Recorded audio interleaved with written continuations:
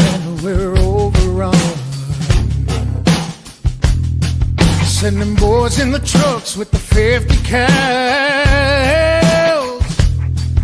Tell every swinging dick bring extra rounds. Hang in now, boys, we're on our way. Don't send them all to heaven before we get a taste. Whoa, cry havoc, let's slit the doors away. What you gonna do? And happy Sunday night to you folks. Welcome to the Double S Podcast. We're back live. Hey man, got an awesome show lined up for you tonight here. We'll get into more details on that here coming shortly. But first and foremost, I hope y'all are doing good. And I hope you had a chance to get outdoors. Hope you had a chance to get around some familiar faces. Stay close to your team. Keep that support structure tight. And get outdoors, go fishing, right? Go hiking, go biking, go fly a kite. I don't care. Just get outdoors, get that sun on your skin, and enjoy this weather, man. Because before you know it, it's going to be cold. And I don't like that time. Some people do, man. Some people get into that ice fishing thing. They get out there, they do snowboarding or whatever, all that mess. I'm too damn old for that. It starts getting that cold. I got fuzzy bunny slippers on, hot cocoa, doing map study. That's all I'm doing at that point. Or I'm building rods now that I know how to build fishing rods, or I'm going to be tying tackle. Man, it's been a busy summer so far for the TPO. We have been hot and heavy with dropping field op after field op event out at Stanley Lake and having an absolute blast. If you've been following along on our social media channels, you can actually see a lot of the work that we do. We've had a few other trips that we didn't do much, if any, media coverage on that. Sometimes our guests prefer that we don't, so we like to honor that, and just we go out and we do what we do, man. But dude, we've had, I took our boy out there, real good friend of ours, Jay, otherwise affectionately known as Flea. We took Flea out there, and dog, he had a day of days on the lake. Double-digit numbers of fish caught there at Stanley Lake. And if this wasn't a Berkeley commercial, I don't know what else could be. So the quick down and dirty, I had a little drop shot I was throwing out there, trying to snoop around, see what we could find for him for fish. He grabs his rod and reel that he got from the TPO last year. We got him a rod and reel to set him up, so make sure he has a fishing rod when he goes out. He throws out his bait. He had a Ned rig tied on there. At the end of the day, this thing looks gnarred up, dog. It is so tore up and tangled up at the end of the day. And this is after, like I said, double-digit numbers of fish. That was the same little general Ned rig bait that I put on there for him last year. That thing had been on his pole through the wintertime, stayed on there. He brought it out that day and was not changing it out. It was a good thing, too, because I didn't bring any of the Ned rig stuff with me. But nevertheless, he threw that thing out there, and that little thing, it lasted him all day long. And I'm not kidding you. It was 13, 14, maybe more fish that he caught off of that thing, varying in, small size to he caught some good 17s in there, maybe even an 18 on one of the last ones he hit. But it was an amazing day. Since then, we've had a chance to get back out there, and we're starting to understand Stanley a little better. There's some gold out in that water that we're finding out there. So yeah, it's been awesome there. If you saw, we were down at the Steel City, Arkansas River Festival, Scarf. And that was an amazing time. Lindsay Martin invited us down there. She was a guest on our show a while back. She invited us to have a booth down there, and we can't thank her enough for that. That was super cool. Talking to the folks of Pueblo, talking to first responders in the area, talking to a lot of the vets coming through there down at the river. Really cool Waterworks Park, man, in Pueblo. It's a really, really neat park. You got to go check it out if you're down in that neck of the woods. It's worth the view. And just check it out. If you get into water sports, from tubing to that freaking surfing on the river there, they got it all set up down there, dude. It's pretty slick for sure. So lots to do during the summertime here. One other cool thing I want to bring up here, we're going to share this with you here to go check out. He was just on the show not too long ago. Let me see. Is it that one? Yeah, it's that one. We're going to share this with you. Scotty Frazier. New album coming out to vinyl and all music streaming services soon. May you never surrender on this life. That's his single and his album coming out, Never Surrender, from Scotty Frazier, United States Marine Corps vet, out of Texas down there. He's associated with our Stop 22 work. He also has, I believe it's Sergeant Records, if I remember correctly, is his production company he's got going down there. So check it out. If you like Scotty's kind of music, even if you don't, go download it. Go check out his stuff that he's got going, man. It's super cool. And we're wanting to, with him releasing that, especially on vinyl, dude. I mean, how awesome is that, right? Too cool. All right. Let's see.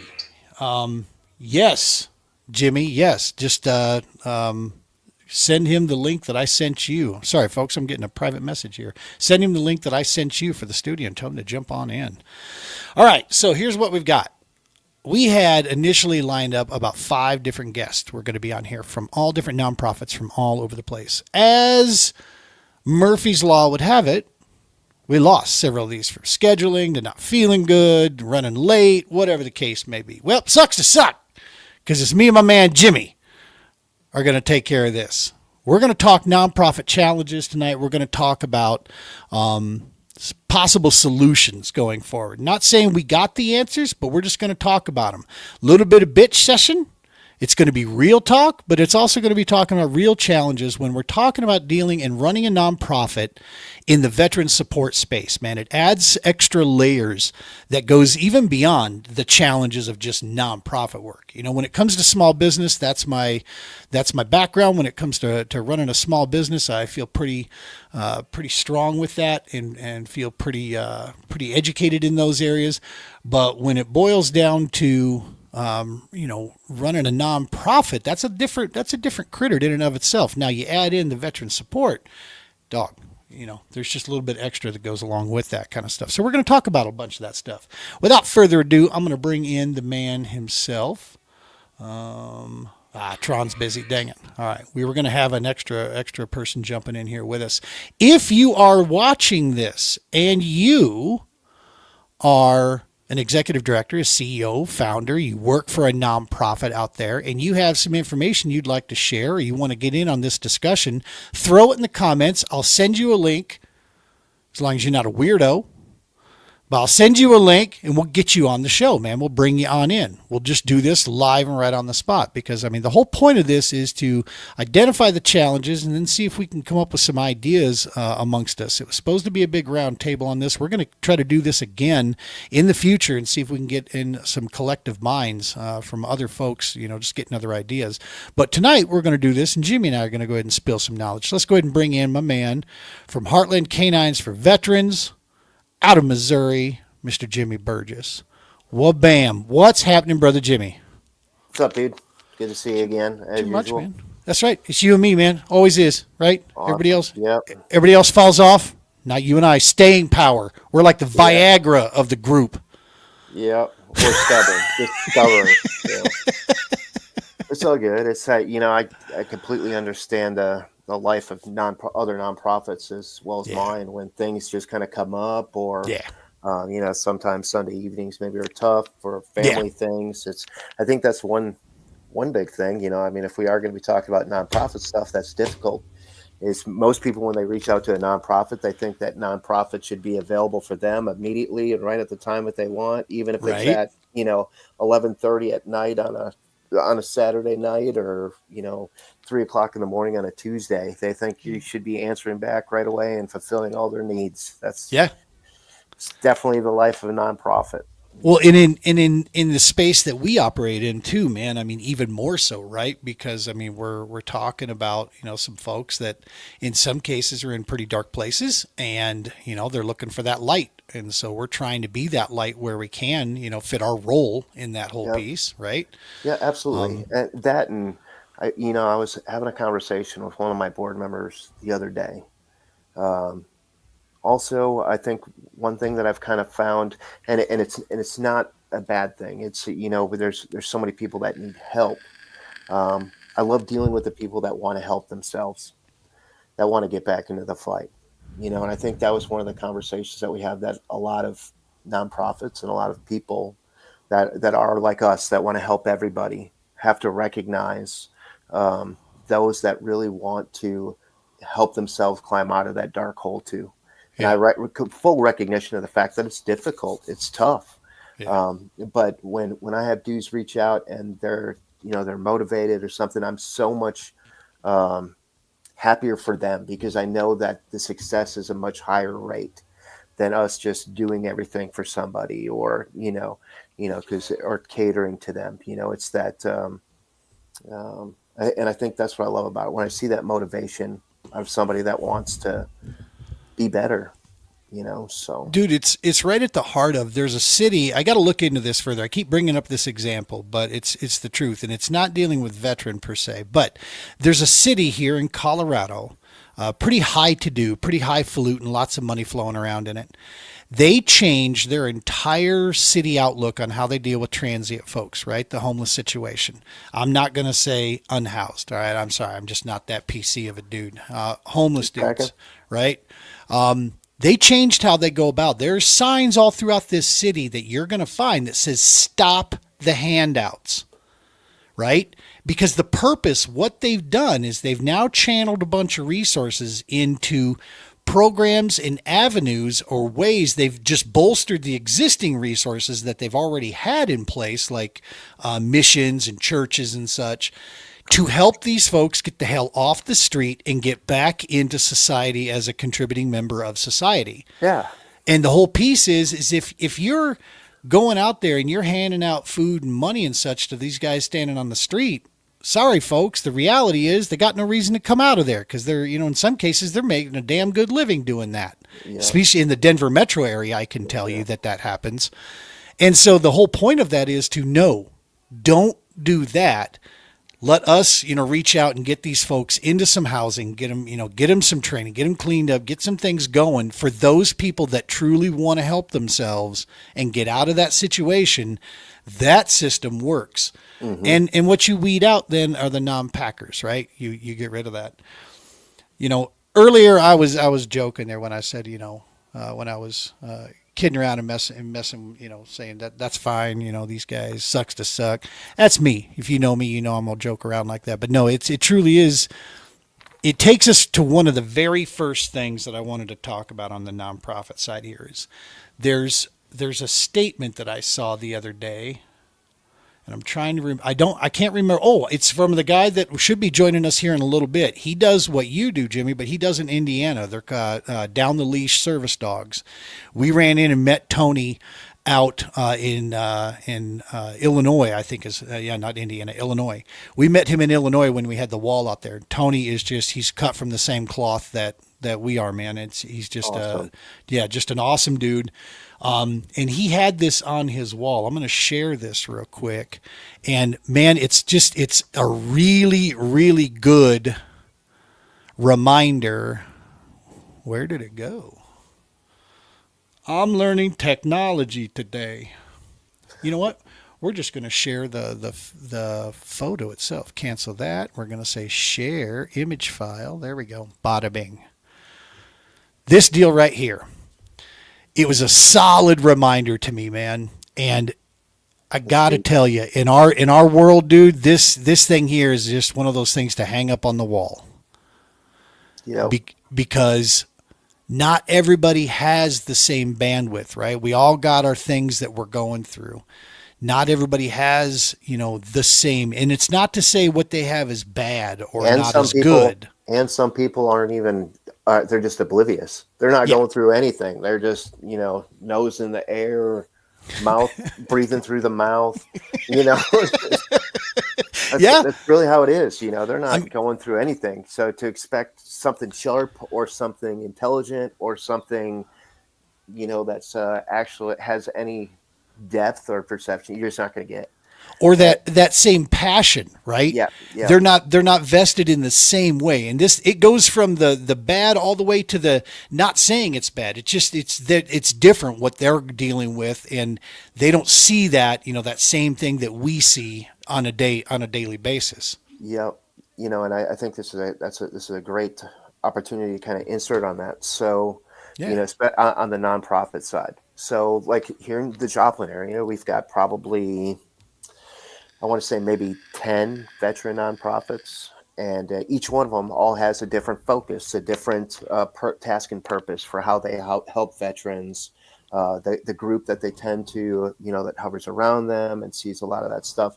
And so in September, we're doing a week-long event. All of us veteran nonprofits in the area, the ones that have really thought this through, we've sat down and said, hey, when I have an event, when Heartland has an event, I can recognize most of the people. We've got kind of our groupies that hang out with us, that are very interested in dogs, or they're interested in veterans, or they have service dogs themselves, whatever the case may be. Well, then you have another great organization like take Peterson Outdoor Ministries, where their mission is faith-based, and they put veterans on the water. They put veterans in hunting blinds. They help them with baptisms and all this. It's an amazing thing, completely different from Heartland Canines for Veterans, but our end goal is to help veterans. So the idea and concept behind that is, where you're kind of talking about how people kind of have horse blinders, so they just kind of see things one way. This coming together like this is an opportunity for other people to see what Heartland does and how we do it. For where someone's like, oh, I know all about Tron, but hadn't seen Heartland Canines for Veterans, and I'm also a breeder, and I happen to have these types of dogs, and we'd love to help out Heartland Canines for Veterans. The same thing for me, like there's that recognition that I realize that not everybody needs a service dog, not everybody's into dogs, but they might need a good hunting trip, or time to get on the water, or time to find God. And Peterson Outdoor Ministries is fantastic at providing that ecosystem for them to find that. So they could come to one of our Heartland events and realize, hey, I didn't even know Peterson Outdoor Ministries was available, and this is awesome, and we put them in contact with them. So the whole idea is, with us as veteran nonprofits, our goal should really be helping veterans, not, bumping up our bottom line. And that can happen a lot in the nonprofit side, because it seems like we're always kind of scrambling. We're always trying to look for that next great donation or organization that can help us or whatever. And we kind of, keep our cards close to the chest a lot of times because we don't want to share that stuff. But for me, I want to be an open door policy, the fact of who helps us, if they're okay with, with that kind of notoriety, but to be able to say, hey, maybe you might want to think about Peterson Outdoor Ministries, or help them out with this, or come out to this event, because it just takes saying it to that one right person. Yep. That may need that tomorrow, that may need that next week.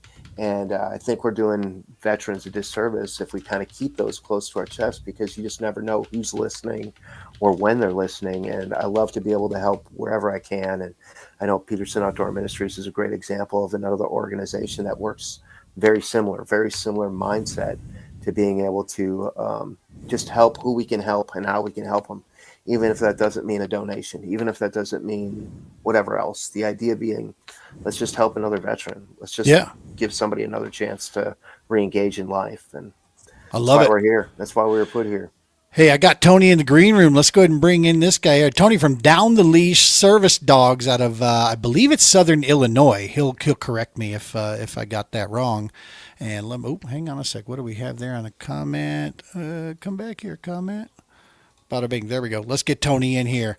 What's happening, brother Tony? Hey, what's going on, guys? How you doing? I'm surrounded by the beard. Already jealous of it. Right? I'm surrounded by service dogs left and right. This is awesome. Nice. Sorry about this with my phone. I couldn't get my computer to update for some reason, so I'm doing this from my cell phone. Hey, it works, man. Terrific. You look terrific. You sound great. You're motivated. Dude, that beard is about 2 foot longer than the last time I saw you. Dude, I've cut 6 inches off since I seen you last. See, I'm old and I'm totally forgetful. Dare I say you're a sharp dressed man? Yeah, hey, I see what you're doing there. How's it going? Sorry, I'm running late, man. I had family down here visiting us, and you were right. It is Southern Illinois. So yeah. So I was hurrying to get home. We went out for dinner together, and So here I am. Dude, just so thankful you joined with us here. I was saying at the beginning of this, we had like 3 people had to back out tonight. We were going to have a big round table to kind of pick some brains, but that's all right. We got this. We got the smartest ones and the sexiest ones showed up here. Heck yeah. That's right. That's what I'm saying. Boils down to. We're bringing it. So cool, man. So yeah, Tony, what we're talking about here to this point, actually, you know what? Let's do this here just to introduce some of the listeners here. Jimmy, introduce you in Heartland, and then Tony, you do the same thing with Down the Leash here. You guys are in the same, similar service area, but different parts of the country. So this is awesome stuff. Yeah, and just to kind of introduce people to what you got going on. Go ahead, Jimmy. Sweet. So I'm Jimmy Burgess, obviously Executive Director, Heartland Canines for Veterans. This is our successful 10-year anniversary of being able to provide service dogs to veterans at no cost to them. Been doing veteran nonprofit stuff now for quite a few years. Been in this position with Heartland now for 3. Absolutely love it. Right now I'm in my master trainer program to become a master trainer as well. So I just love dogs and being around them so much, and I can tolerate veterans, so it works out okay. We're a different breed. I've found it's much more difficult to train a veteran than it is a dog. But absolutely love what I do, and I'm so happy to hear another guy that's in the service dog or canine industry. I'm not sure if it's service dogs that you do, Tony. Oh yeah. But it's fantastic. For us, we're really big on education and stuff too. So it's always great to make another awesome connection with that, and would love, even after we get off this, to be able to kind of, bounce off of each other and get some ideas and see where we could take it to the next level. I think the biggest thing, and Tony, I'm sure you can even agree with this, is the education part. Teaching people the difference between service dogs and therapy dogs and emotional support dogs, aka pets. Yep. I love teaching. I love talking about it, and that's Heartland in a nutshell. So Sweet, Tony, go ahead. Awesome. So I'm Tony Eaton. I am the executive director and founder of Down the Leash Service Dogs. We are also a 501c3 nonprofit, and our program I don't know if it's different than what you're doing, but we train veterans how to train their own service dogs absolutely free as well. So we're technically classified as a suicide prevention group, and the way that we do that is by giving the veteran a sense of mission, and that mission becomes their dog. So I get them for the next year and a half or so, sometimes longer. I try and keep them on with me so I can turn them into trainers as well. But we just, we're creating that sense of camaraderie that most of us miss when we get out of the service, which is like a huge part that we miss. And we're just giving it back to our brothers and sisters. We've done something a little bit different. We don't just do dog training, but we also are trying to network with other veteran nonprofits that offer other services for vets. So we have specialized equine services, which does the horse therapy. And we have a counseling service. We were teamed up with a homeless shelter, but unfortunately they've kind of had a little bit of a, financial issues. So they may be going out of business, which really breaks my heart because we support them as much as we can. Hopefully they'll start something back up and be able to house our vets. They do like homeless and also assisted living. So I know they were having problems with getting funding and things like that, which we all have those issues. Oh yeah. But we're actually in the process of one of our vets is going to be training to become a peer-to-peer counselor. So we'll be able to have some of that in-house, which will be really great. We're still not a therapy; we're just therapeutic, Mm-hmm. And today it was kind of amazing at class. Today we took on two new students that just joined our ranks, and then our board decided on another student that will be receiving a puppy. We're going to go pick up the puppy tomorrow and then start their training immediately. So.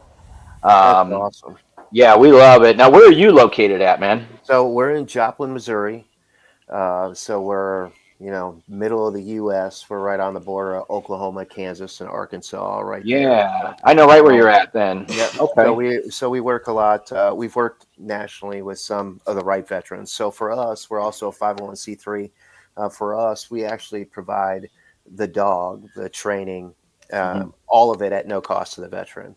Yeah, So the way Heartland started, so like I said, Heartland started 10 years ago, and it was actually a couple of breeders that had gotten together and said, "Hey, we need to find a way to give back to, our board president, who also was there at inception. It was a Marine, and there was another veteran on there. Said, "Hey, we should do service dogs, and it gives breeders a great opportunity to be able to provide good AKC registered dogs that we know are going to be coming from good stock and good families." So I've got a huge list of all the different breeds and the breeders that can provide different dogs when I need them. So for us, we're not cookie cutter. As far as because I'm sure you've seen that too, Tony. There's some organizations out there that's like, "Oh, you want a service dog? Well, here's a dog for you. Here's a dog for you," yeah, and not really understanding the veteran's lifestyle, or if they're going to be coming or going, if they're more stay at home or they go. So we always want to. The veterans that come in, they go through their application process, and then we get to know them, how they live. Are they active? Are they, shooting and scooting? Do they need a dog for, whatever it is, whether it's mobility or PTSD and anxiety? We can sure. better pair that veteran with the right dog. So our process takes quite a while. Obviously, the application process is pretty in depth. We want to know that this veteran is looking, one, to get better, and it's not just looking for a best friend they could take with them into Walmart. Right. And then on top of that, it's understanding their lifestyle. Do they have enough room to bring in a dog? Are they going to be financially apt enough to be able to provide for this dog? We provide the food and the medical stuff for the first year, but after that, we want to ensure that that dog's still going to be in a good, safe environment. Um, and it tends to work out pretty amazing. There is a pretty huge failure rate in service dogs. Some dogs, and not for necessarily terrible reasons. It's just the dog can't, accomplish the mission the way we need it to for the veteran. But we've been so extremely lucky. I think in my tenure, we've had one, two dogs that have washed out from the program. It tends to be more the veteran who's just not in it. Some they have different life changes, whatever the case may be, and then we can usually pair that dog with another veteran if it works out okay. But hasn't happened but twice. So, are And you guys? Do you guys do your training in house, or are yep, in you? house. Yep, in So, house. are you training the veteran how to train their own dog, or are you guys board and train basically? Both. Oh, So, okay. yeah, obviously, it's so important that that veteran knows everything that I know, everything that our other trainer knows, because we want them. Obviously, we look at it from with dogs, the pack mentality. We want that Yeah, veteran's got to be the alpha, yeah, and the only way for that to happen is for us to teach that veteran the right way to give commands, where to be, how to do it, and then just laying that groundwork for them. And then we kind of stay up with them after that graduation and everything. There's always that continued education and training, and always available. And then since I've come on, the veterans that come on also recognize the fact that it's not just, "Hey, here's a $19,000 gift and you're gone." It's right. here's this dog and this new lifestyle. We want you to be able to pay that forward and help with the other veterans that are coming through the program. Help us on the education side. Help us show the community what true actual service dogs look like. Well, let's show them what the healing power of a service dog is. And like you said, with the suicide prevention, we also have our program. It's the SIT program, suicide intervention training. Same thing. It's recognizing and educating people that now when this veteran has a service dog, that's their team member. What's gonna happen to this dog if I decide to make this that final choice? Hmm. And being able to share that with the world of what real service dogs like. And I always use this line, it drives me crazy, when you see Aunt Susan out at the Cracker Barrel feeding her Chihuahua French fries off the table and calling it a service dog. Yeah. And so we help on the education part on that for companies and businesses too, so they can better recognize and recognize that they do have some power, that they Hmm. don't just have to let somebody push them over, but at the same time have the ability to just watch for a minute. A lot of us veterans, we have a service dog because we don't like people and don't want to get in conversations. So just Right. watch the dog, watch that service dog. Is it doing what it's supposed to be doing? Is it under the table? Is it not looking for pets and all that stuff? There's all these little things that you can see in dogs when they're in public to be able to recognize that. And I think being able to give businesses that power to watch, to just observe and see what that dog's doing, and and then how to address a conversation if you have to. I think it's all just so important, and I think we're kind of behind the eight ball, and all the people that have taken advantage of the ADA and calling dogs service dogs when they're really not, and then that dog freaks out and does something. So it's like, I understand why the public's skeptical, but and like when we talk about the nonprofit side, Gene, it's not all about just going out and raising money to do that. It's that education part and being able to teach people, and empowering people, and being able to provide them with good answers, and that's what I liked about when Tony said that, he works with other nonprofit veteran organizations and organizations like that. That's like the most important thing ever, is to recognize the fact that I might not be able to help you, but I sure do know this organization that's perfect for doing this. Yeah. And that's what I love. When Gene told me that, Tony, you're already A-OK in my book, +1 on the beard, so you're rocking it. Well, So- so go ahead, Gene. I'm sorry. I was just going to say, I love the two of you dearly, but I do want to try to push this more into the nonprofit general focus. We're going to have you guys back, and we'll do a service dog specific one where we can go further into this, because I'm learning. You don't recognize that guys that are in the service dog industry. Oh no, love talking about service dogs. Dog, I know you guys well enough, and it's worth every conversation, because I learn a ton every time I chat with either one of you guys about this kind of stuff. So it's perfect stuff. I tell you what, Gene, just listening to Jimmy talk, it's the next time you have us on as a service dog thing, we're going to be a cohesive team. Nice. Because we're going to partner up. I'm always looking for people outside of my area, because, man, I get calls because we're on I guess for somehow, some way we got on the VA's registry for dog trainers. And I don't know how that happened. I didn't ask for it. And I get calls from all over this country, and I have to turn guys and gals down. And so I want to network with Jimmy in order to be able to, if I get somebody in Missouri that I can say, hey, listen, I got a guy. And as a matter of fact, Jimmy, I think I follow you guys. I've been following you since I started my program. Awesome. So yeah, we'll definitely, Gene. We won't steal the show from you. We've got this. Go ahead. Let's fire off some.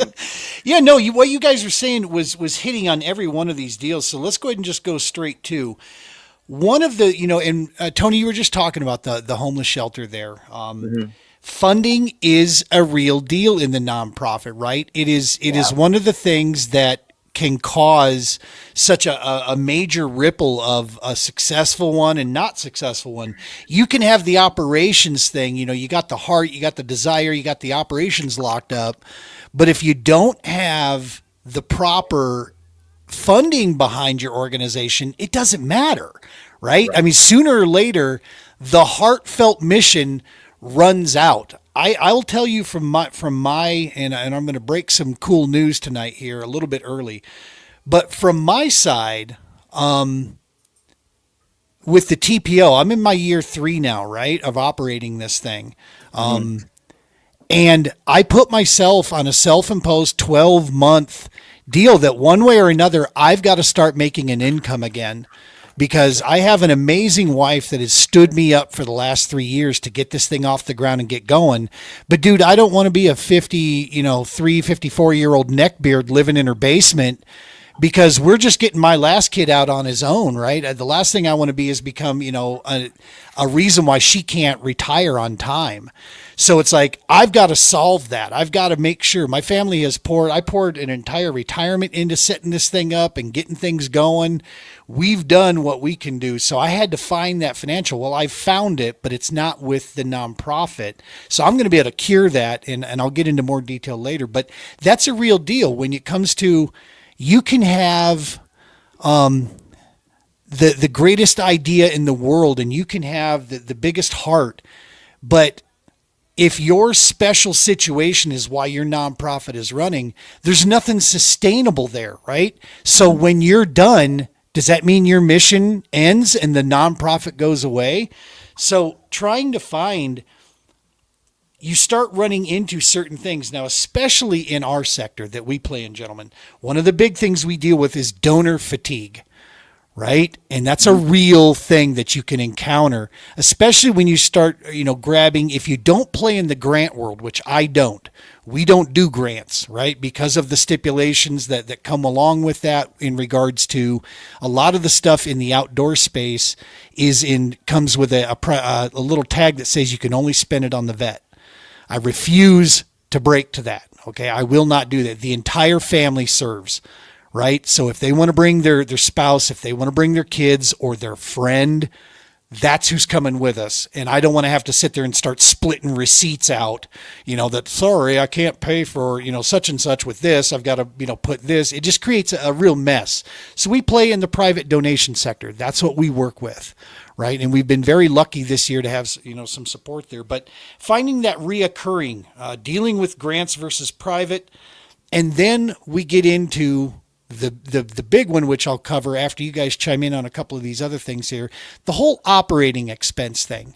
I'm going to tell you, I'm going to blow this out of the water tonight because I'm sick and tired of us putting cancel culture on ourselves.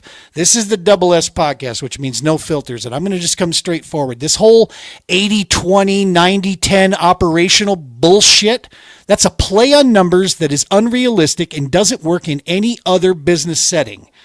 Okay, I'm telling you right now it doesn't, and I've got a great example of an organization that does amazing work, and they don't even come close to that. So if somebody's saying they do, they're playing with their numbers, and I have no problem. Or they've got a very unique situation that will not last. That's just there. You just can't beat math, dude. Math is math, and it only works for so long. But let's start with the first side on the funding.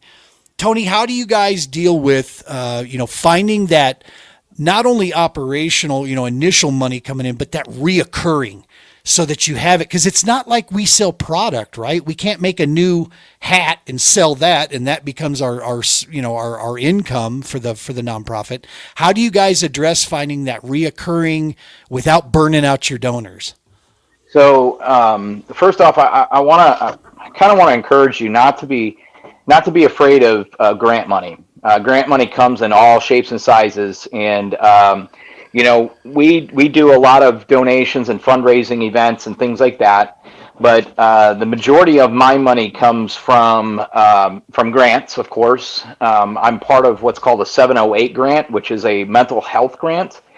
Because we are a suicide prevention group, we are eligible for that. So the way it works in my area is every county that has a 708 grant, and I have a vet that lives in that county, I'm eligible for that grant, so I can apply for it.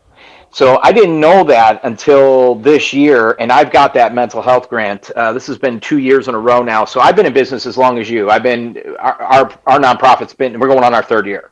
Nice. So, so the first year, I started this out of my life savings. I took everything I had and I threw it at it. And I said, you know what? If this thing's going to work, it's going to work.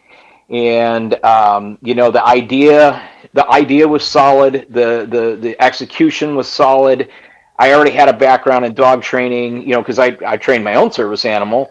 And, like I said, I just really fell into this. And so as we progressed, we started getting, people wanted to donate. People donate for veterans all the time, especially when it comes to the dogs and things like that. But you got to hustle, man. You've got to really, really hustle and get out there. And I'll tell you, the other thing is getting known. When people know who you are and you have that reputation of just being passionate about what you do, and passion is absolutely the key to this all. If you can share your passion with somebody and they buy into it, man, they're like, how do I give you money? How do I donate? I get this all the time. People are like, man, you are passionate about what you do. I says, well, yeah, of course I am. Why wouldn't I be? You know, I mean, it's like life to me. You know, is the way I look at it. Right. And so, you know, we get our funding obviously through donations and grants. But the one grant that I've been getting is kind of really floated us. We've been I'll tell you, man, we've been very, very blessed with what has happened for us. We have a senator that, and that's another key thing. If you aren't friends with senators and things like that, you've got to start getting to know the right people. Isn't that a slippery slope to navigate, though? Because as our nonprofit status, we can't align with any political party, right? So how do you dance that?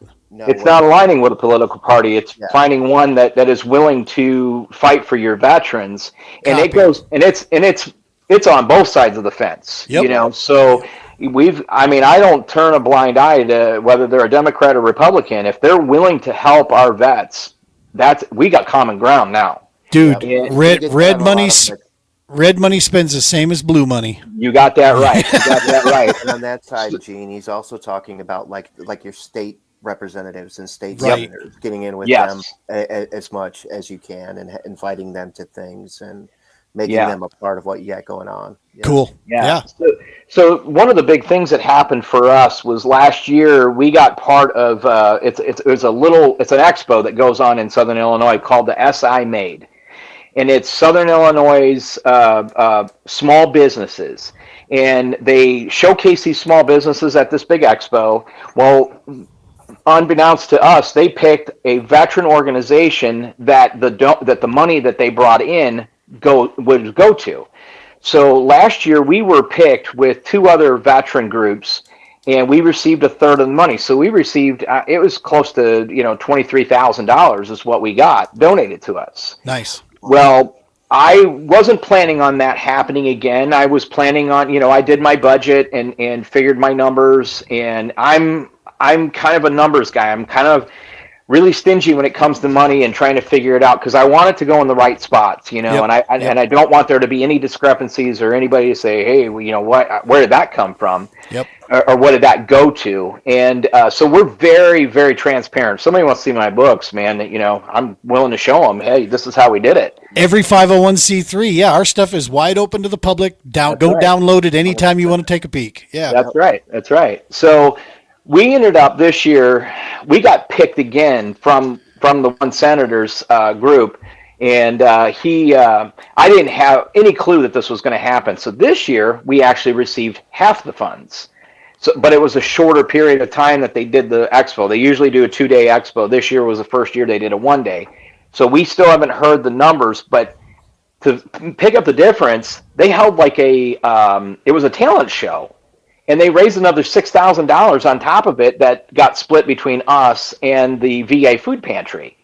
So, which is another individual that we're trying to get on, as a partner with us, because I want to be able to feed my vets too, Yeah. Buying gift cards for groceries can go really quick. I've got to be able to send them, hey, here, go get your groceries, man. Yeah.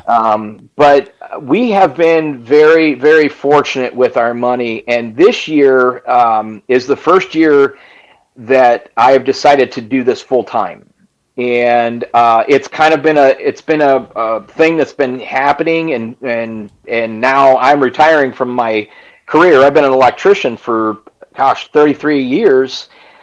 This is the year that I retire from that and do this full time. So I'm taking another big, huge step of faith that things are going to work out. But it's also going to free me up where I don't have to work at my full-time gig, and I can work solely on my grant money. And we're going to go after bigger grants, because I want a building next. That's the biggest thing, because I rent the building right now. Got it. Jimmy, you guys have an amazing board. Heartland has a very active, very strong board.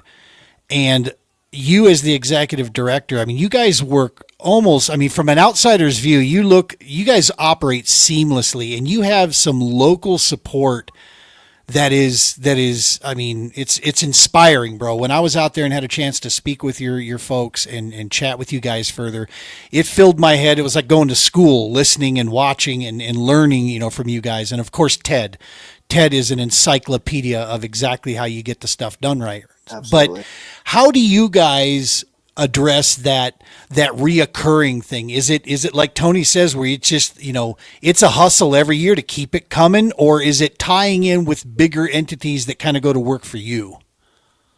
So one thing is the recognition that it's not always going to be there. Right. So whereas you might look at it as one thing might be working right now, you have to be extremely flexible and have faith in the fact that that next way of being able to bring that in is going to be there. And sometimes it's not, and then you have to readjust again. So for those that are looking to explore to get into the nonprofit side, or those that are looking to um, venture into that, it's got to be that recognition of, you're not just going to walk into a reoccurring monthly grant of all this cash. It's a day to day, being able to forecast that next 3 to 6 months out, because it just might not be there. So one of the things that we've looked to adjust on the Heartland side for that is the fact of having the full-time trainer on is going to be able to open up doors to be able to train dogs outside of the veteran network. So to be able to train service dogs for kids on the spectrum, for things like that, and using that money coming in to be able to fund the nonprofit side. Yep. Yep. It's finding different ways like that, finding that niche or finding something that works. Obviously, we love running our couple of events that we have every year, which does help.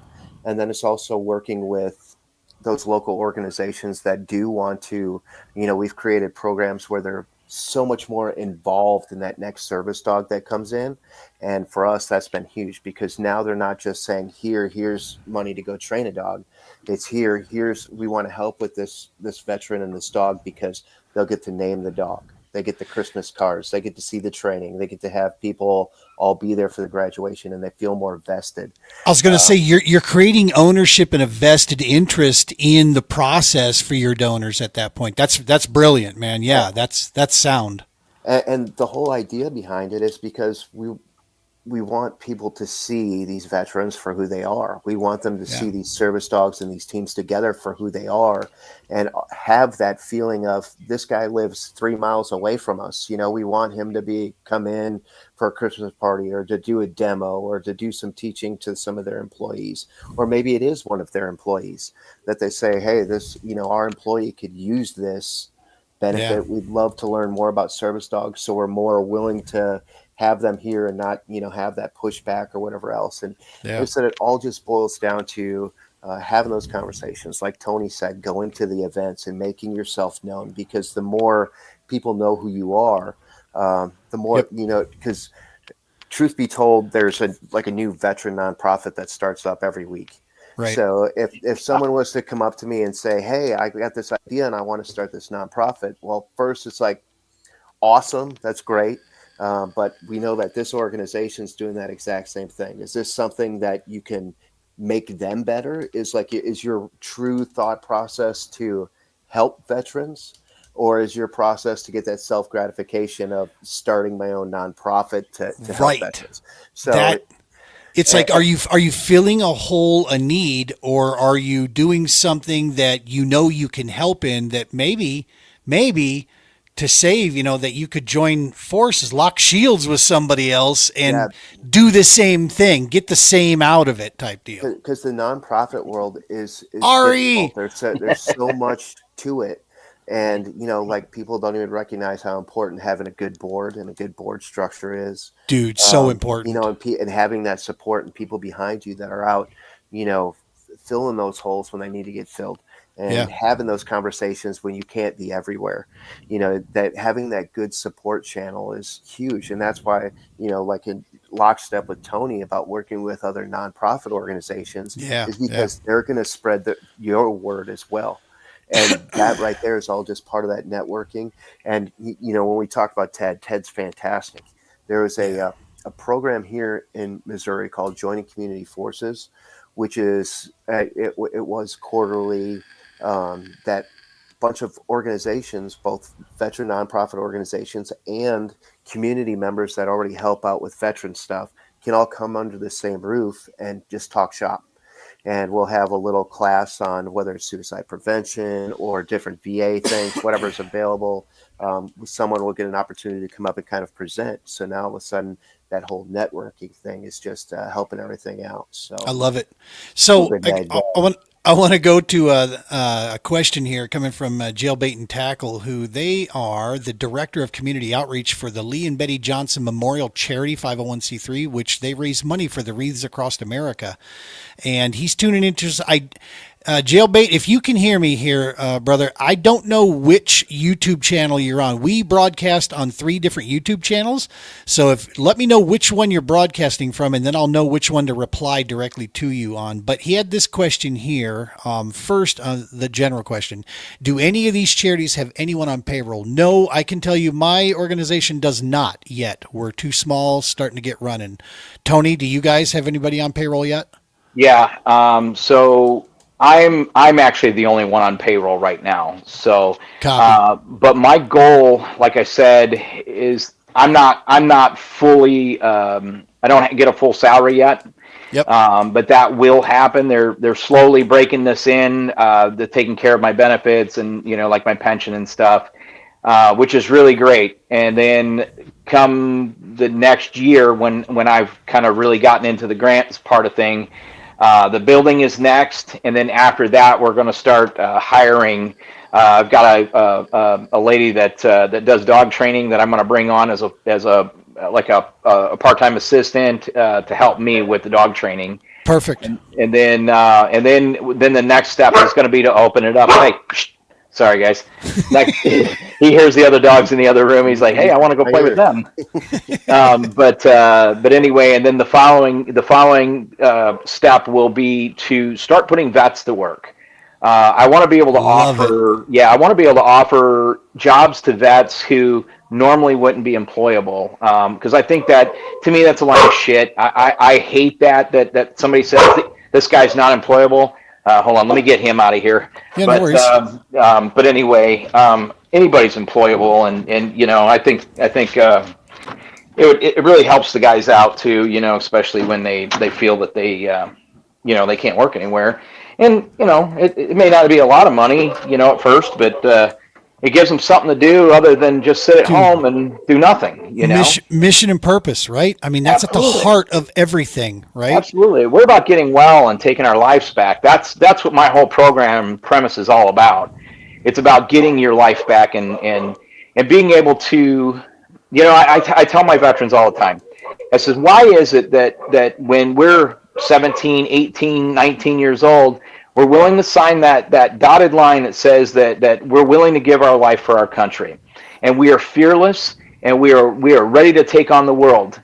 And then some of us go off to war, and some of us just serve our do our time. Some of us do a whole career, and then all of a sudden we get out of there and we get away from our fellow our family and tribe, from the tribe. Yeah, that's right. And then all of a sudden we become fearful, don't want to leave the house. You don't want to be around people anymore. And it's like you lose something. And so we want them to be able to get their life back, And that's what I tell them. I said, listen, we're going to take your life back. We're going to get it. We're going to regain it, and we're going to excel and so yeah. It's about leadership and team building, and for me it is anyway. And I agree. And that's what I want. And I want to be able to give these guys. I've got one veteran that he was ready to give up, and he's like, I don't deserve this, and I get this a lot, and I'm sure you do too, Jimmy.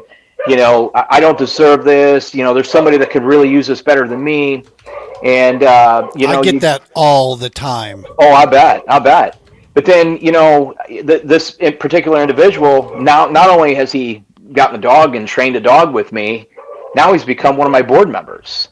And so now he's got even a greater purpose, and he's like, man, he says, I can't believe, this, what you've done for me. And, you get that, you saved my life. And like I tell my wife all the time, I'm like, I don't want to handle that. And she says, just tell him thank you.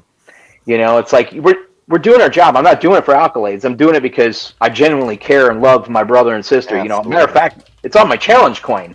I am my brother and sister's keeper, and we live by that, man. Yeah, 100%.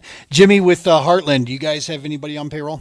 Only me. I'm the Yep. as the executive director. I'm also the janitor and accountant and all that fun stuff. So, and I got to eat. So yeah. So And the shit show supervisor, baby. yeah, I think. Yeah, it's not like the board's getting any cut of anything or anything like that. It's Yep. with me also doing this. I'm also, like I said, in school right now to be a master trainer. So I'll be doing the training with the same goal of being able to bring on a veteran or two that could be a dog trainer, that I could turn them into trainers as well, to be able to train for service dogs. It's just, that's it. So this takes me to a great lesson. Number one, that's fantastic, and you guys should be. So come with me on a little journey here, because I believe it was 2008, 2009. There was some information that was released about the Wounded Warrior organization. Mm-hmm. And it showed its top dog making a ridiculous high salary, right? And the shitstorm ensued from that. Oh my goodness, a call with pitchforks and torches, and the villagers were at the gates. And all of a sudden, this organization, which, let's be clear about something. This organization, that massive organization, has done some amazing things. Yeah, like a lot of people rich. No, beyond that, because I've got personal. I'm just saying. Well, that's worth the joke. I do want to be serious for a second. I know 3 individuals that received, because of the help with them working with the VA, experimental life-saving treatments. And awesome. Which is a rarity, right? I mean, I have great stories. I tell people this all the time. For every horror story I have that I've been told about from the VA, I also have heard an amazing story. And if 50% is good enough for you for healthcare, Jesus, that's a horrible number, right? It shouldn't be 50-50. But my point is, there are some amazing things that organization has done. However, one could say that $1.4, $1.5 million for a salary for somebody to run the organization was absurd. It was too much. This person shouldn't receive this. But before we go to the point of wanting to burn that whole place down to the ground, I want you to remember this. No one held a gun to anyone's head and say, you got to donate to that organization. Yeah, right? I don't disagree with that. The bottom line is, people, before you donate, you got to do your research. And if their model doesn't jive for you, fair enough. But it almost goes into that realm that could make the argument that I don't believe that is the same thing as a true stolen valor situation, right? I'm an outsider, and I'm just giving my opinion on this for, looking at this from the outside. I don't believe that organization treaded into that realm. I think they got greedy. I think there's some people that got greedy in there, and it needs cleaned up. But do I think it's, this heart of evil? Because what has happened from it is now you've got this spur that has landed on all nonprofits working in this space. Take it from a civilian operating here. I know I'm walking a tightrope every day, which is why I'm like, hey, anytime you want to look, baby, download them, take a look at the books. You can cry right along next to me. All right? No problem there whatsoever. But I find that it's put undue pressure on a lot of organizations to try to set up some model. And I think it's why you see a lot of these organizations die on the vine, because you can't run a business. I'm going to give you a great example. I've got an organization that I've looked up. They're in this state, Colorado. They build tiny, I'm not going to name the organization just because I want someone just to have an objective opinion of this. They build tiny villages, okay? They were formed in one other city. They happen to have a division out here, and they're in about 5 or 6, one out in your neck of the woods, Jimmy, in St. Louis. What they do is they tie in with local municipalities, find out where the VA's at, where public transportation's at, and they build tiny villages, right? Tiny home villages. They get vets off the street. They get them into a furnished home. They help them reintegrate back into society, get things built up. When they The eventual goal is to have them move out of the tiny home into their own apartment or into their own house, whatever it is. And when they move out, they get to take every bit of the furnishings with them. Right? They're pet friendly. They are, fully set up here where they get medical, treatment that's needed through the VA. Everything is they help them get all this together. This takes a lot of moving parts, and they have done some amazing work of getting our brothers and sisters the fuck off the street and back into society, getting that mission and purpose rolling. And I'm about to share with you, when you hear that, the great work that this organization does. They have 5 members on their board. And I'm going to share with you, nope, not that one. Dooby-dooby-doo image. Here we go. This is what's publicly available that they make present, okay, like any other organization. I want you to look at some numbers because these are real numbers. These aren't played with numbers. These are numbers which are reported. 85 employees this organization has. Okay, across the United States. Almost 6,000 volunteers they've recorded that have helped them make these villages and these transitions happen. And you look at the amount of monies that they have taken in of their total net assets at the end, they're betting on way bigger fields than we are for sure. But I want you to look at that number right there, that 5,262,000 in salaries and other compensation, compared to the 13 million they took in. That is nearly 40%. And can you sit here and say that organization is being greedy? I can't. Because folks, if you want talent, you got to pay for it. And if you want to employ 85 people and provide how many, 6,000 volunteers helping our brothers and sisters, because without that 5.2, that 13 never comes in. You look at, they spent $1 million on fundraising expenses to make 13.4. Takes money to make money. This is what I'm saying. It's not as simple as what my point is, what I'm getting at with this whole ordeal is that we've got to start breaking the stigmatism that, because I hear people that I love dearly tout, that nope, no one's taking a salary from this. Well, then that means you're probably not going to be around, bro. Right. If you've got to eat, right? The lifeguard thing. A sick or unhealthy lifeguard is not an effective lifeguard. You got to, so there's greed, but then there's also paying for talent. If you want top line talent to grow and sustain your organization, you're not going to get that for $12 an hour or for free for very long, right? That's definitely a big thing. You're not going to get it for very long. For You're very gonna get long. people that are going to have that short, burst of being able to help out for 2 months or being able to help for 4 months. But for a successful, like you're saying, to be successful in the long run, you've got to be able to maintain talent, for lack of better words, or someone that's good in that. Got to retain them. Whatever else. So, like when I said that about Wounded Warriors, I was a lot of it's being sarcastic. Right. No, I'm with you. And they deserve it. There's that huge part of me that I think they've got the marketing and stuff to put that in front of people's faces all the time, which is why, like what Tony was saying, we've got to get known. We've got to get out there. We don't have that money to necessarily play with for being able to market and whatever else. So for us, smaller nonprofits that tend to be more local, we're a shake hands type organization that want to be right there in front of people. I know on the service dog side, having Riley with me, Riley's my service dog. She's the hook, for lack of better words. I want people to see me with my service dog out there in public, and they're watching Riley like, oh my gosh, like, I get golden retriever owners all the time. Like, how do you get your dog to be like that? And I'm like, it's funny. If you come to the house and I take her vest off, she's a normal running zoomies all over everything, want to go crazy and be a dog. I'm like, so she's still a golden, but she's been trained properly and correctly for her job, for her role when she's in public. And, that comes from great training. That comes from, and when I say great training, I mean a lot of training. It's not something you can just see somebody, once every couple of months and get the dog to do this.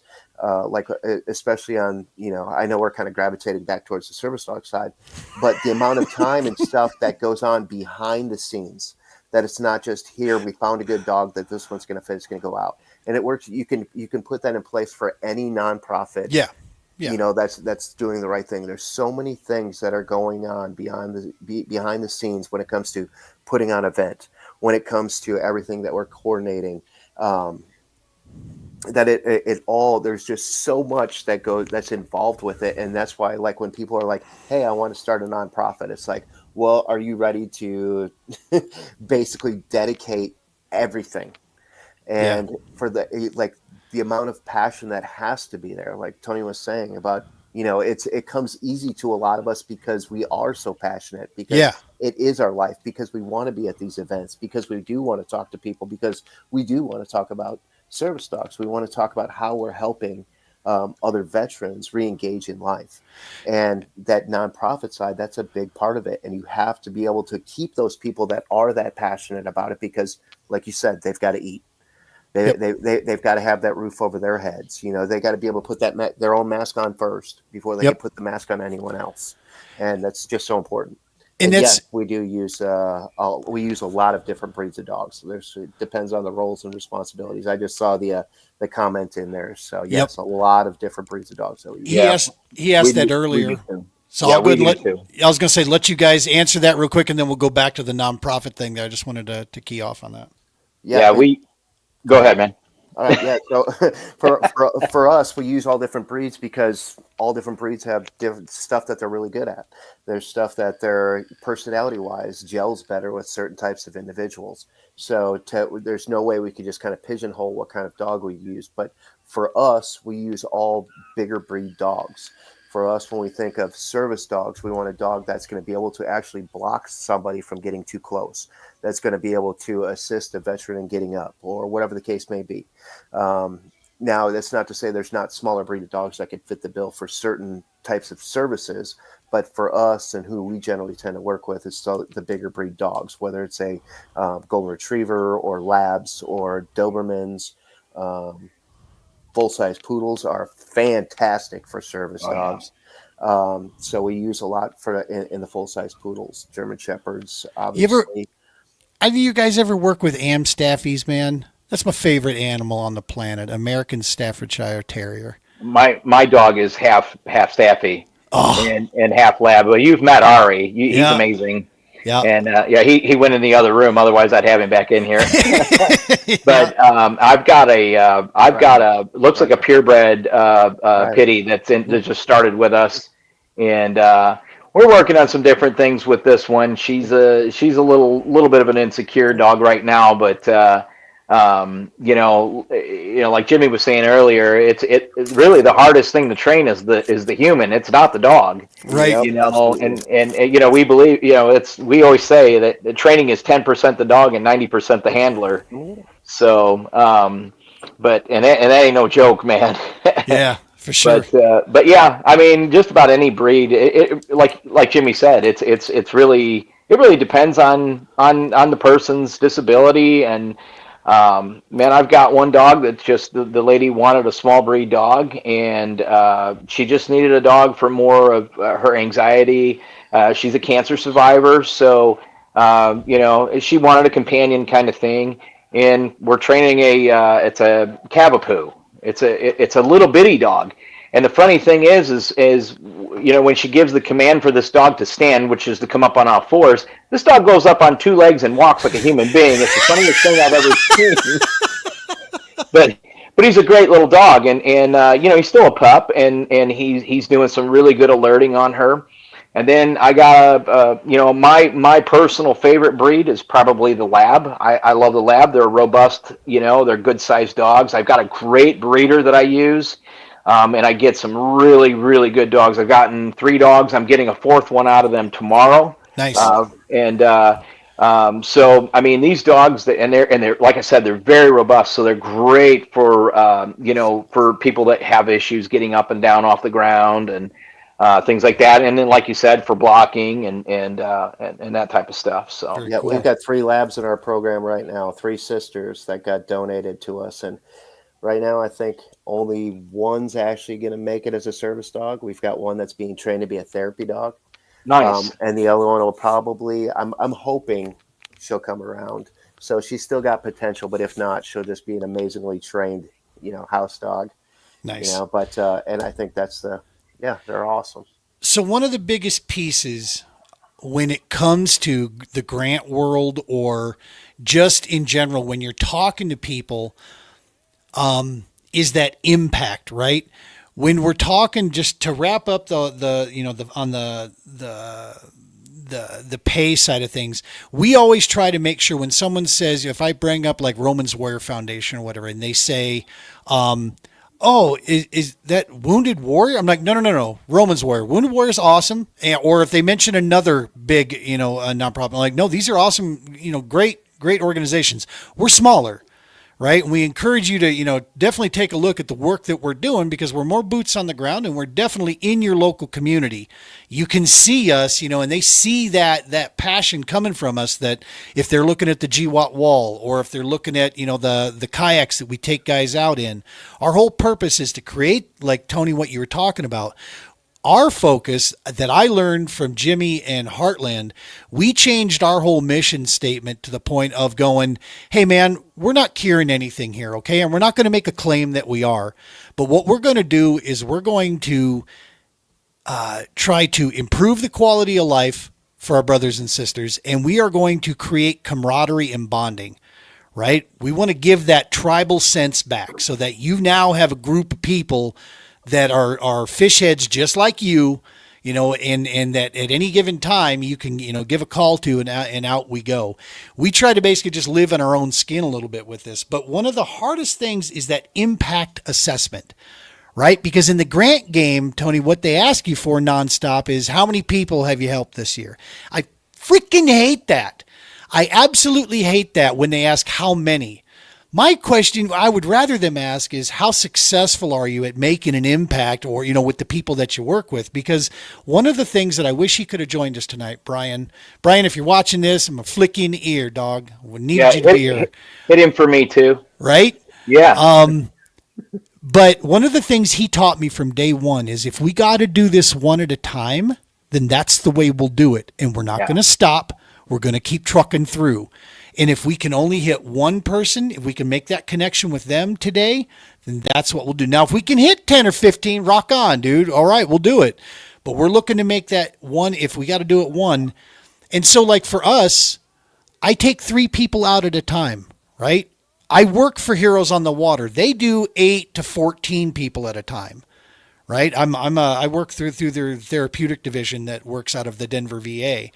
So they do amazing work too, but what the work I do is meant more to be a little bit more intimate and more locked in where, dude, we're going to get into the kayak side of it. We're going to get into the fishing because I want them to be hyper focused on that for a while, right? That's our whole piece is to really engage that side and get them into the hunt with us. So for us, I'm going to hit on an average each year between 20 and 30 people max. And I don't want to be bigger than that, man. And now if I had 6 more me's with 24 more kayaks, maybe we could. But we're trying to, live in our own skin. How do you guys go in that impact assessment? How do you measure it? And how do you find battling the whole quantity versus quality thing? Tony, you go ahead and start with that.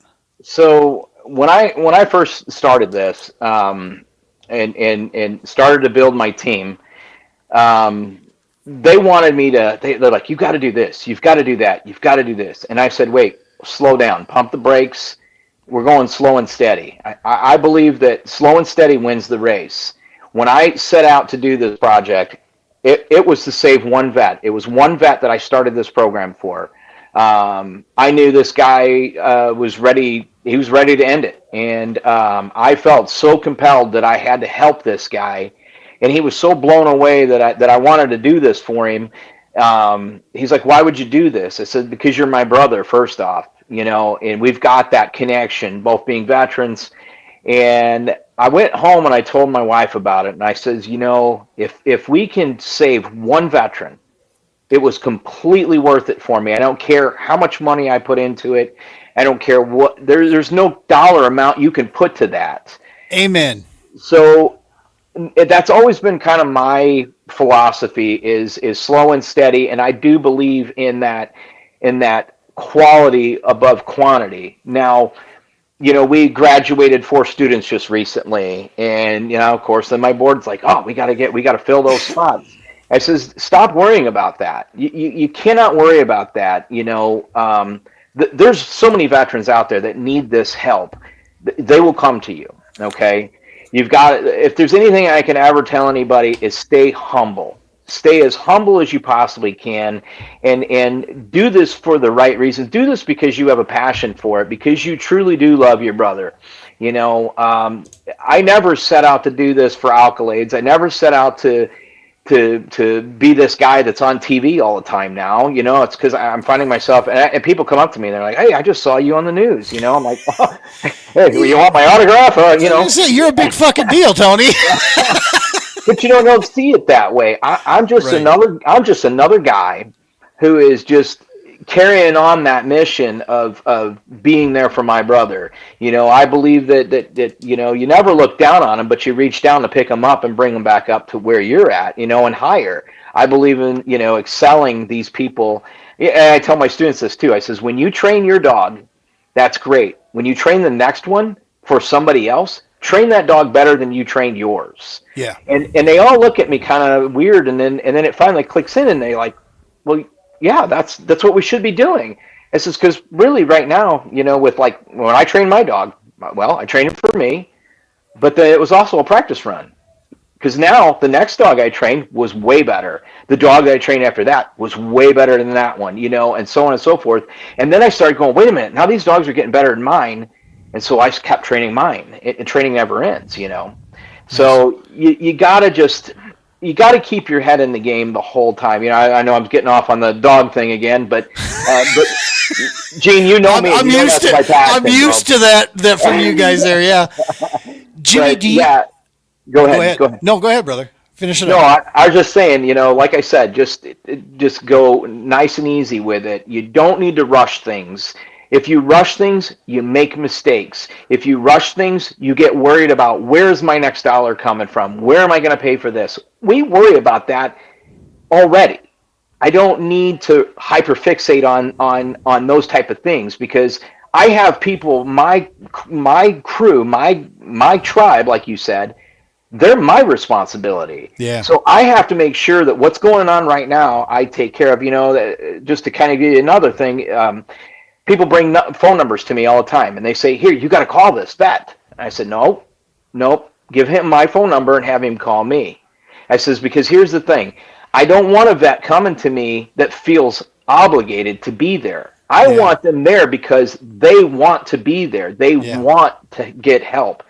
And you know how we are, how some of us veterans are, we'll say, yeah, I want to do it. And then we don't show up, So I want them to make the step. And it's just part of their healing process, Awesome. For sure. Jimmy, how do you guys, around Heartland, how do you guys measure your impact when you're, or do you have people on the board do more of that measuring side of things? Where's that come from? I've got two replies to that. On basically on your what your input on it and all that stuff. First, with grants, there's got to be that recognition of the fact that in some form or fashion they're a business too. However they are, and they want to impact the most amount of people and say, hey, it helped all of this. And so one is understanding that. Like I'm completely comfortable with the fact that I'm helping one veteran at a time. So the way that it's when I'm looking at the quantify part. Not only am I helping that veteran, but I'm helping their family. Yeah. Not only am I helping their family, I'm helping their friends. Not only am I helping their friends, I'm helping their work, their community, and those that they engage with on every single day. So as far as finding those numbers, when you go back to the suicide intervention training, one thing that you talk about is one suicide affects the lives of 142 different people, I think was the number that they said. 142 people are affected by one suicide. Wow. And so if we're preventing these suicides with the service dog, that's all quantifiable. And that's the way we look at it when we're filling out grants. Nice. Is that skewing numbers? No, 0%. You want to know how many we're impacting. That's your answer. Now, when that doesn't happen, or they're like, oh, it looks like maybe these numbers are for this, we're not giving a house to 50 veterans or whatever the case may be, fine, then maybe that grant's not for us. So there's also that recognition in what we do, and we're helping, a handful at a time, that we're not going to get some of those grants due to Yeah. that. And there's that acceptance of that. And okay, so now we got to adjust fire and, pick up some of the other targets. Is it running another charity event? Is it going out and talking to another business? Is it going to another expo or convention center or wherever it is to generate and fill that void? Because that void does happen. There are some of those good grants that do come up that we try to take advantage of. But I feel like the amount of grants that I put in for and the amount of grants that were like, yay, we got this, is like so minuscule. Unfortunately, because it is unfortunate. And then you also have, when you work with a lot of these different grant type things, is, I hate to say it, but there is a good old boy program. They've got people that in organizations that they're already comfortable with donating that money to. So that's another battle that we're always kind of fighting, is the fact, like, well, you just gave that same organization this much last time, when all they're doing is putting it in that account and it's not going anywhere. Like, we could actually utilize that and put that into play right now. And that's not taking away from some of those organizations. Like, hey, that's a lot of these organizations are fantastic at what they're doing, and I support all of them. I just wish there was a better process on that grant, where it wasn't necessarily that, hey, we're comfortable with this organization, we know they're going to get up here and take the pictures with us, and they do a good job of blasting that on their Facebook page. That has, like, I get that. I get why organizations want to utilize them, but that's why I stress it's so important, like you said, to do your due diligence on what organization you want to help. Get involved with them. I'm just as there's something to me where someone's like, hey, I want to volunteer with you guys. What do I have to do? Like, to me, when I hear that, that's like the night. It's wonderful receiving a donation, obviously, because it all gets used. But when I actually hear people feel like they've been touched by the conversation that we've had, that's what matters. Or, hey, I've got an uncle that has PTSD and he could really benefit from what you just said. It's like, that's why we do what we do.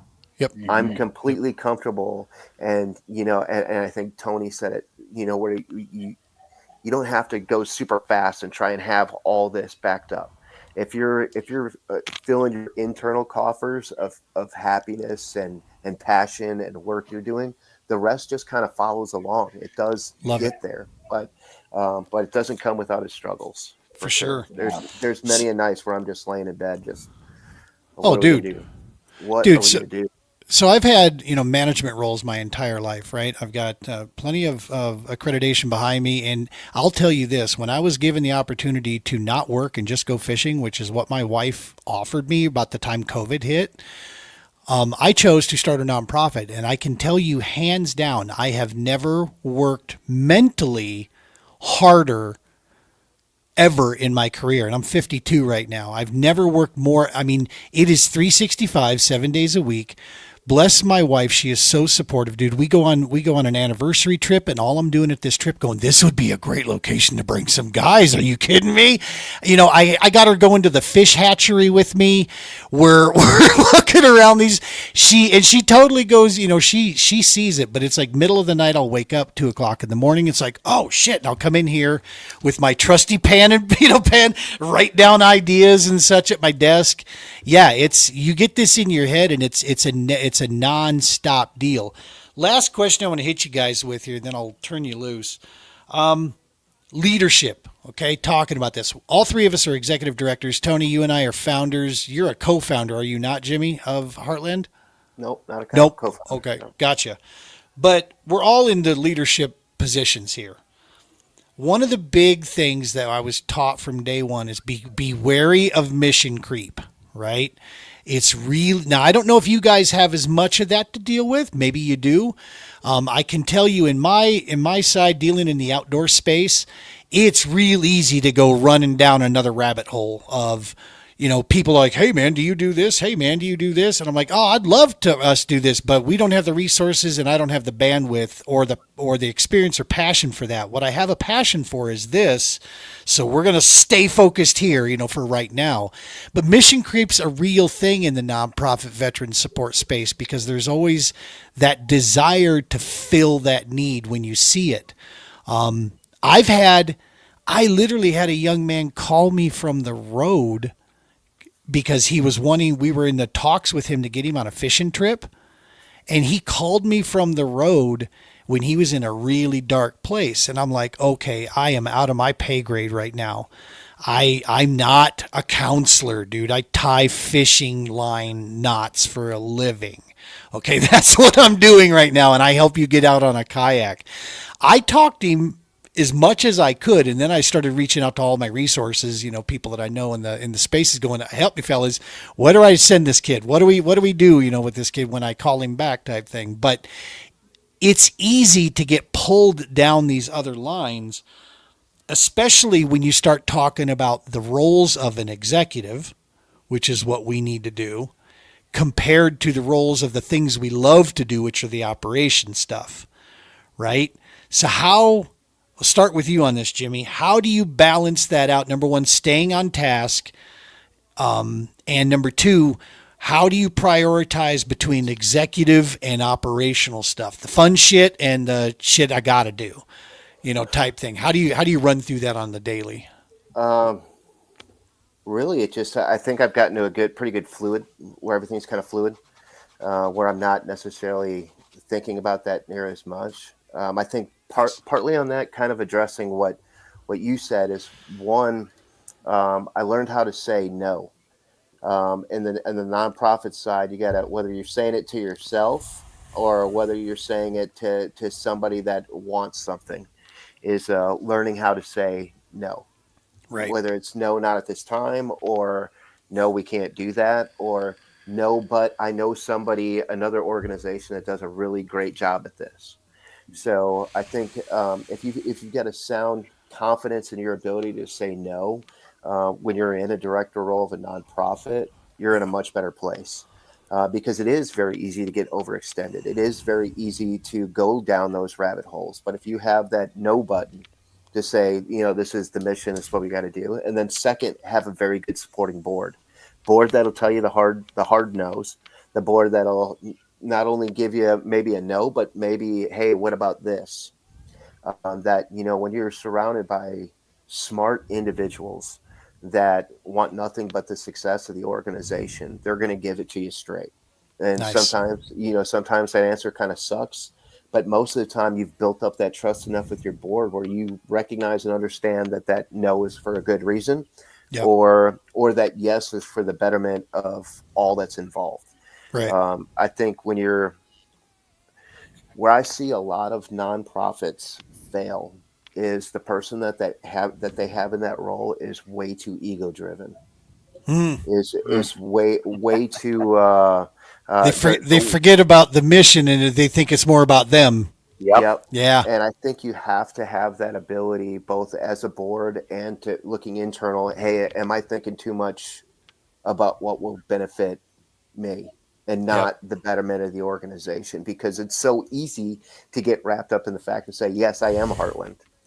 And I don't want to be that way. And luckily I'm surrounded by great people that also help maintain that as well. Nice. And I think that's one thing why I felt so good falling into this role is because I recognize the fact that I am who I am. I've got my things, but I love learning too. And I love helping, and I love being able to just, put it all to work and get it done. So it's an everyday battle. That's, it's always a struggle. And when I say battle, not a battle to just burn the place to the ground, but a battle to stay on task, to continue to try and find new ways to improve not only Heartland, but the community.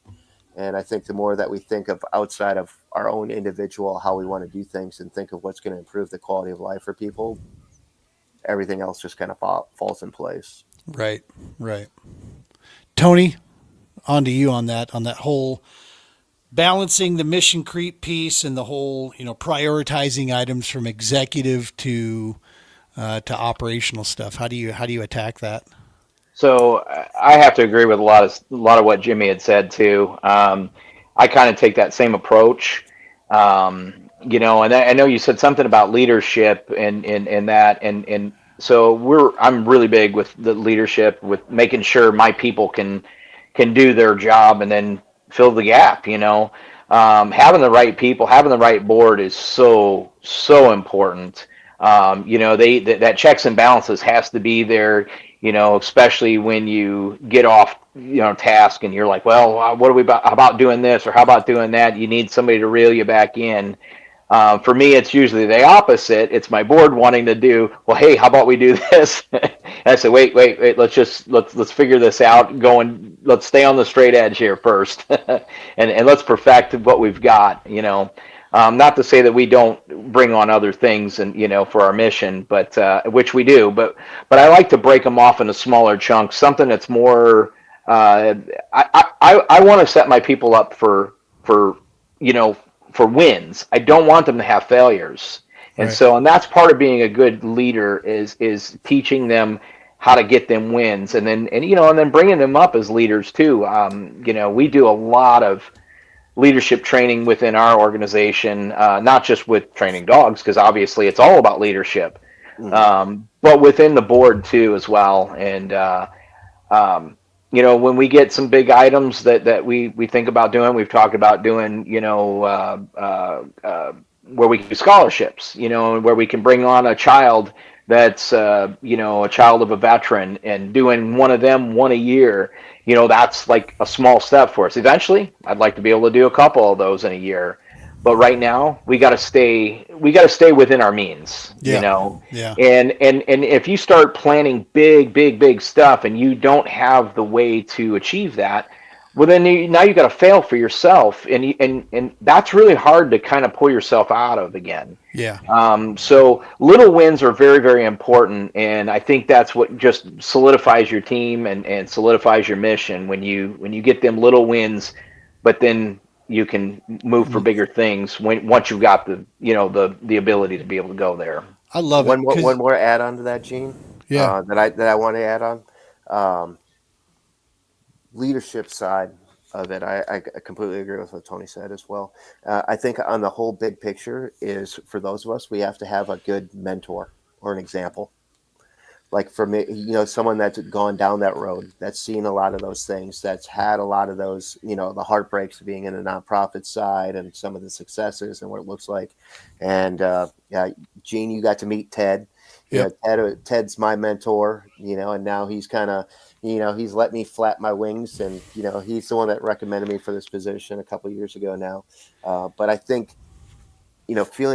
recognizing that there's so much to learn on the nonprofit side is huge, and having those good resources, which is why I'm thankful that you're doing stuff like this, Gene. I think the more people talk about it, the better we can get at it. So 100%, because we can't just rely on our good looks or big long beards, because not everybody has that kind of mug, right? I mean, look at that steely gaze into the camera. Hey, I want you to know something too. Blake Young, if you're watching this, or Brian Conley from New Canoe, my man here hooked himself up with new gear. I never got my package this year, so I'm still rocking like Team New Canoe 2023. I mean, I got like 2-year-old stuff going on over you here. just don't want to know what I had to do for it. That's Right, the thing. well- You didn't even ask, Gene. Because I don't even need to ask. I'll be honest. I know what you're willing to do for swag, man. No, I had to share that picture because that's some of Misty Burgess's fine work, my guess is, on the camera. Yeah. She's skilled if she got him looking that good. All right, I'm just saying. Got the face of a foot model. I got it. Gentlemen, I can't thank you enough for burning up an hour and a half of your Sunday evening with us here. We're going to do more of this stuff, and I want to do just a service dog specific one. I'll get with you guys so I can help line up some good questions. Love And to do with it. we'll get people in there. Hey, one thing I wanted to make sure, Jailbait and Tackle, we have a really, really cool tournament coming up in September down in Missouri. And you had mentioned you have some 100 gold fishing hat hooks that you're looking to donate to some veterans. We're going to be working with Peterson Outdoor Ministries. Team TPO is going to be going out in a relay style fishing event. It's going to be a really cool deal. So reach out to us here. Let me throw something to you. With that tournament, New Canoe and Bud Spates of Joplin teamed up with Peterson and with True Patriot Outfitters and with Heartland Canines for Veterans to donate a full rigged out kayak that the winning team is going to win for a veteran so that veteran can get on the water. So that's going to be a pretty big deal. You know, hit us up. Some veterans just going to win a brand new kayak. Here you go. Hell yeah. Hit us up here at that so we can get you in contact with Jimmy and the rest of the team, or just hit up here at Heartland Canine, because you take care of that channel, don't you, Jimmy? I do. Yep. So hit up there, and he'll get you the information for that tournament there, because we'd love to get you involved in that, and we'll get you on the show, man. Get you on the show, because as we start getting closer to that deal, we'll start doing a lot more press here on the Double S. We'll start talking about it, because it's going to be a fun trip. I can't wait to get back to Missouri. That's my home away from home, man. I love that state. I love the people down there. You just like staying with the general. You know, there was something to be said for that, right? The general's a hell of a man. I don't know how he made you, but the general. Can't even argue with that. Shots fired. Shots fired. Can't even argue with it. Yeah, the general's my hero. Always has been. I want to go through real quick, pay the bills while you gentlemen are still sitting here. Every show of the Double S brought to you by the Romans Warrior Foundation. # helping is healing. Reach out, talk to us. We got a cool wall event going on in Idaho coming up here in the next couple of weeks. I'm going to be joining Mr. Romans. We're going to Idaho, taking the wall way up north, setting up. There's going to be an awesome air show. We're going to have the wall set up at an air show, so let us know that. Hit up Romans Warrior Foundation. Check out all the cool things that they've got going on there, alternative methods. Of course, Heroes Media Group, Adam Bird, the entire team, all the great podcast shows being broadcast on there. We want to thank those guys. And my personal favorite is the Kickstart Coffee. Check out at HMG Beverage. Selling. Adam makes his own coffee beans, y'all. It's amazing stuff. That Kickstart Coffee. If you like a medium but a little bit darker, brew on your coffee, Kickstart is the thing, right? No extra garbage in it. Super, super awesome deal. So, all right, we got the bills paid. There we go. Boys, gentlemen, thank you so very freaking much. Tony, this is so good to reconnect with you again, man.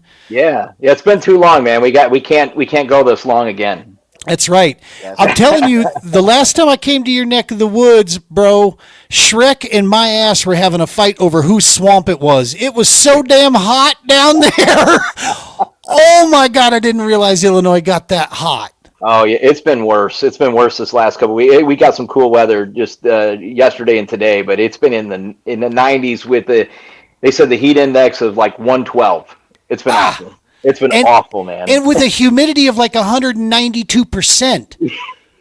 Bro, I think my fat, because that was Fat Gene back then. Now I'm 40 pounds less now, brother, so I think I could probably hang. But back then, Fat Gene about died. All right, I'm just saying, I was melting, bro. That was, I stopped sweating. I was like, okay, this ain't good. This is not good. We got getting in the air conditioning, get the water flowing. Yeah, that was brutal. Yeah, it gets bad here. And you guys are about the only state that get more crazy in your legislation than, Colorado tries to rival you. I think we keep trying to hold each other's beers and see who can be more crazy with the laws, right? Yeah, I tell you, if it wasn't for my veterans, I'd be moving out of the state. Family's what's keeping me here, right? It's like, if it weren't for family, I'd be knocking on Jimmy's door going, "What's up, neighbor?" We'd have you. Yeah. All right, gentlemen, so let's make a promise. We're going to get back together. We're going to talk service dogs. We're going to talk all kinds of things. We'll make a show out of that we'll get going here in the next few weeks. I actually got to do a recorded episode coming up here, so that on one of the roads I'm on the road there. So we could do one of those, and that way we can set it up, and we'll get that going. Awesome. Jimmy, we're gonna connect for sure, my man. Yeah, we'll stay on here after this is over, and we'll talk for a minute if Yeah. Gene lets us. Yeah, that'd be Folks, awesome. go over to Down the Leash Service Dogs. Go check them out on Facebook. Just type that in there, and you're going to come right to their page. Go like their page. Go give them a good follow there. You guys on Instagram, Tony? Yeah, we are on Instagram too. Yep. Cool. Down the Leash Service Dogs. Go check them out. Hey, the other way you can support us too is we got our online store, and we have our own version of coffee now too. And you got to check it out, man. Nice. It's got my dog on the front. Ari is on the coffee? Yeah, it's called American Patriot. Is it a medium with a dark roast? Because No. I'll try it too. Bro, it's a dark roast, and it's locally brewed. And one of the partners of the brewery or the roastery that we use, he's a veteran himself, and Sweet. so we're keeping it local. And we get it fresh. So if you order it from us, it's going to be probably a week that it's been roasted. So Sweet. or less. So it's the best coffee on the planet, man. I love it. I'm into all kinds of coffee, so I will be You getting gotta have to more order put some, in man. there. Absolutely. On top of that, make sure you go to @Heartland K, the number 9S at Facebook and Instagram also, Jimmy, or just Facebook right now? Just Facebook. Just Facebook. So go there. It's @Heartland. That's HEARTLAND K, the number 9, and then the letter S. Go there. Heartland K9s for Vets. Go give them a like and a follow as well. Boys, I can't thank you enough. It's been an honor. It's been awesome. We're going to get together. We're going to run this thing back. And this time, we won't talk nonprofits so much. We'll talk service dogs the whole time. Love it. Hell yeah. All right. Folks at home, make sure to smash that subscribe button for us at the True Patriot Outfitters and, of course, at the Double S Podcast. That's an awesome way to give us a heck of a lot of support there to help widen our reach on there. And, of course, all of the Heroes Media Group podcasts, go check them out there at heroesmediagroup.com, and you'll be able to find something out there pretty much. There's usually a show just about almost every night, and there's something for everybody out there. As Brian would say, peace and hair grease, and as I always tell you, tight lines, be safe.